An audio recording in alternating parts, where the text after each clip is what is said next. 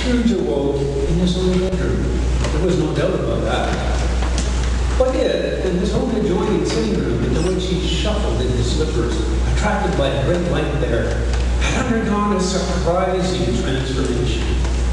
The walls and ceilings were so hung with living green that it looked a perfect grove. The leaves of holly, mistletoe, and ivy reflected back the light as if so many little mirrors had been scattered there. And such a mighty blaze went roaring up the chimney as that petrifaction of a hearth had never known Scrooge's time, or Marley's, or for many and many a winter season gone.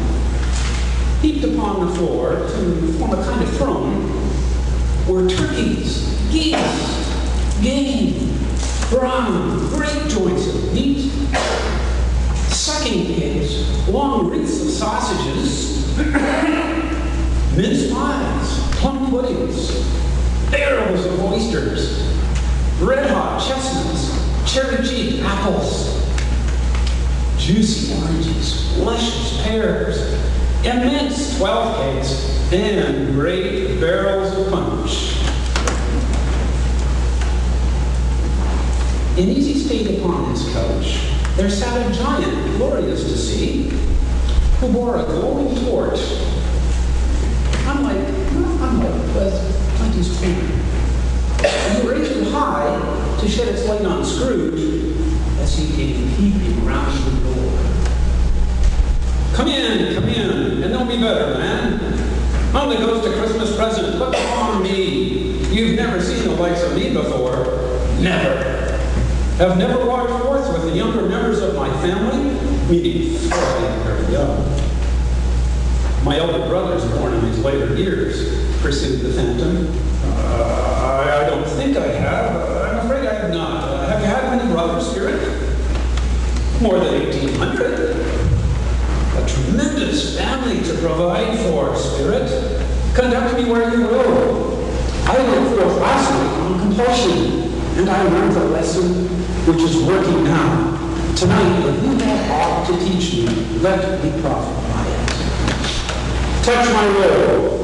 Scrooge did as he was told and hung on fast. The room and its contents all vanished instantly, and they stood in the city streets upon a snowy Christmas morning. Scrooge and the ghost passed on invisible, straight to Scrooge's clerks. And on the threshold of the door, the spirit smiled and struck at blessed Bob Cratchit's dwelling with the sprinkles of his torch. Then up rose Mrs. Cratchit. Mrs. Cratchit's wife, dressed out but poorly in a twice-turned gown but raven ribbons, which are cheap and make a little show for sixpence. And she laid the cloth, assisted by Belinda Cratchit, second of her daughters, also braided ribbons, while Master Peter Cratchit plunged a fork into the saucepan of potatoes. And now the two smaller Cratchits, boy and girl, came tearing in, screaming that outside the baker's they had smelled the goose and known it for their own, and basking in luxurious thoughts of sage and onion. These young Cratchits danced about the table and exalted Master Peter Cratchit to the skies, while he, not proud, although his horror almost choked him, blew the fire until the slow potatoes, bubbling up, knocked loudly on the saucepan lid to be let out and peeled. "What has ever got your precious father, then?" said Mrs. Cratchit. "And your brother, Tiny Tim? And Martha went his way last Christmas Day by half an hour." "Here's Mother Martha!"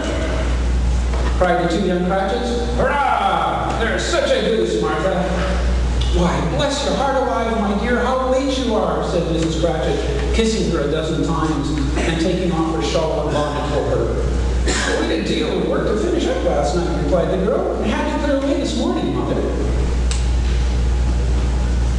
"Well, never mind, so long as you're come," said Mrs. Cratchit. "Sit ye down before the fire, my dear, and have a warm. Lord bless you."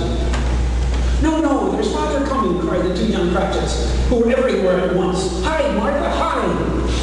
So Martha hid herself, and in came little Bob, the father, with at least 3 feet of comforter, not shooting fringe, hanging down before him.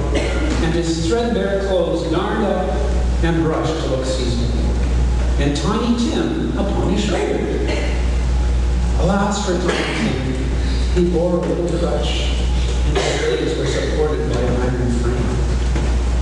"Why, where's our Martha?" cried Bob Cratchit, looking around. "Not coming," said Mrs. Cratchit. "Not coming," said Bob, with a sudden declension in his high spirits. For he'd been Tim's blood horse all the way from church and had come home rampant.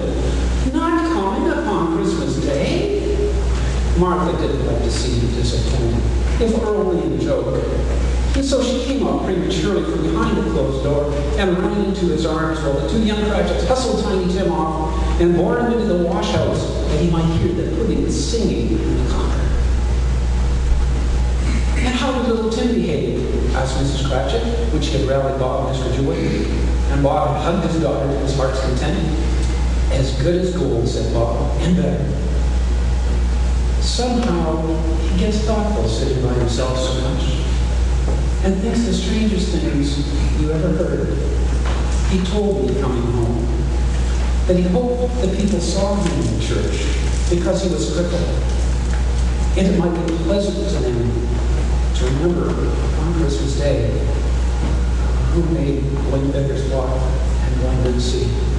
Bob's voice was tremulous when he told them this, and trembled more when he said that Tiny Tim was growing strong and hardy. His active little crutch was heard upon the floor, and back came Tiny Tim. Before another word was spoken, escorted by his brother and sister to his stool beside the fire. And while Bob, turning up his cuffs, as if, poor fellow, they were capable of being made more shabby, compounded some hot mixture in a jug with gin and lemons inserted round and round and put it on a hob to simmer. Master Peter and the two ubiquitous young Cratchits went to fetch the goose, with which they soon returned in high procession. Mrs. Cratchit made the gravy ready beforehand in a little saucepan. It's hot. Miss Belinda sweetened up the applesauce. Master Peter mashed the potatoes with incredible vigor. Martha dusted the hot plates. Bob took Tiny Tim behind him in a tiny corner at the table. The two young Cratchits set chairs for everybody, not forgetting themselves, and Mommy guard upon their posts crammed spoons into their mouth, lest that they should shriek for goose before their turn had come to be helped.